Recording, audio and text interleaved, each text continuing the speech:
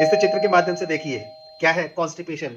ऐसी स्थिति हम सबकी कभी ना कभी रही है, और जब ऐसी स्थिति बनती है तो हमारे घर वाले हमसे क्या कहते हैं, इतना खाता है क्यों है, इतना अधिक खाता है क्यों है। अधिक कहने का अर्थ क्या है, मात्रा अधिक हो गई है, क्वांटिटी अधिक हो गई है भोजन की, इसलिए कॉन्स्टिपेशन हो रहा है। इसका एक अर्थ ये हुआ, यदि कम खाते तो ऐसी स्थिति ना बनती, अर्थात आपकी बॉडी का इकोसिस्टम पारितंत्र ठीक रहता, बिंदास।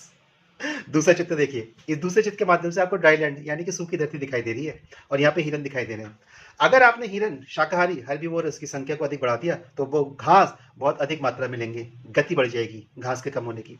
लेकिन प्रकृति ने घास के अंकुरण, उसके जर्मिनेशन और उसके डेवलपमेंट, विकसित होने का एक समय निर्धारित कर रखा है, अर्थात उस समय के अनुपात में उनकी खपत, कंजम्पशन की स्पीड हाई हो गई है। इसका अर्थ हो गया कि धरती पे से अब घास कम होगी, और जब धरती पे से घास कम होगी तो इवेपोरेशन रेट, वाष्पीकरण का दर बढ़ जाएगा, और उसके बाद धरती या मिट्टी का जो वाटर होल्डिंग कैपेसिटी है, यानी कि पानी रोकने की जो क्षमता है वह कम हो जाएगी, और इसके साथ ही धरती में से पानी सूख जाएगा और धरती बंजर हो जाएगी। और उसके बाद हमको पता ही है, क्योंकि जल ही जीवन है, the water is the life. इस तीसरे चित्र के माध्यम से मैं आपको विषुवतीय प्रदेश के या उष्ण कटिबंधीय क्षेत्र के विषुवतीय वन दिखा रहा हूं, यानी कि ट्रॉपिकल और इक्वेटोरियल फॉरेस्ट। इनकी मात्रा को देखिए, कितने घने आपको दिखाई दे रहे हैं। इसका अर्थ ये नहीं है काटे नहीं जा रहे हैं, डिफॉरेस्टेशन नहीं हो रहा है, लेकिन एक मात्रा है।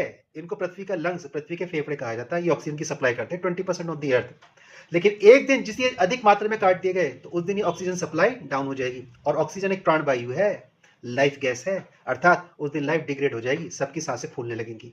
मात्रा है, उस मात्रा को क्रॉस नहीं करना है। कहते हैं ना, लिमिट मत क्रॉस करना। लिमिट अर्थात मात्रा, क्वांटिटी को क्रॉस नहीं करना है।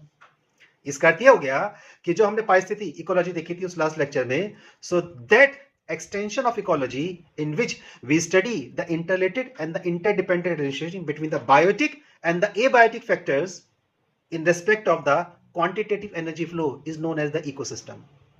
पारिस्थिति में वह अध्ययन जिसके अंतर्गत हम जैवीय और अजैवीय घटक के बीच के अंतर आत्मनिर्भर संबंध को उसकी मात्रात्मक ऊर्जा प्रवाह के आधार पर मापन करते हैं, वही पारितंत्र पारिस्थितिकी तंत्र कहलाता है। अर्थात इकोलॉजी के बाद जब इकोसिस्टम आएगा तो इकोसिस्टम अब ये देखेगा कि इकोलॉजी में तो ऊर्जा प्रवाह हो रहा था, एनर्जी फ्लो हो रहा था, अब कितना हो रहा है, तो क्वांटिटी के बेस पे, मात्रा के आधार पे चेक करा जाएगा। क्योंकि अगर प्रोजेक्ट टाइगर के अंतर्गत हम ज्यादा चीते लेके आते तो उसकी मात्रा में हमको ज्यादा हिरन मेंटेन करने पड़ते। तो क्या कूनो नेशनल पार्क इतनी मात्रा में हिरन, हर्बीवोरस या इतने सारे जैविक घटकों को एक साथ ले सकता था जो चीतों को सर्वाइव कर पाते? बस यहीं पर मात्रात्मक अध्ययन ही इकोसिस्टम स्टडी है।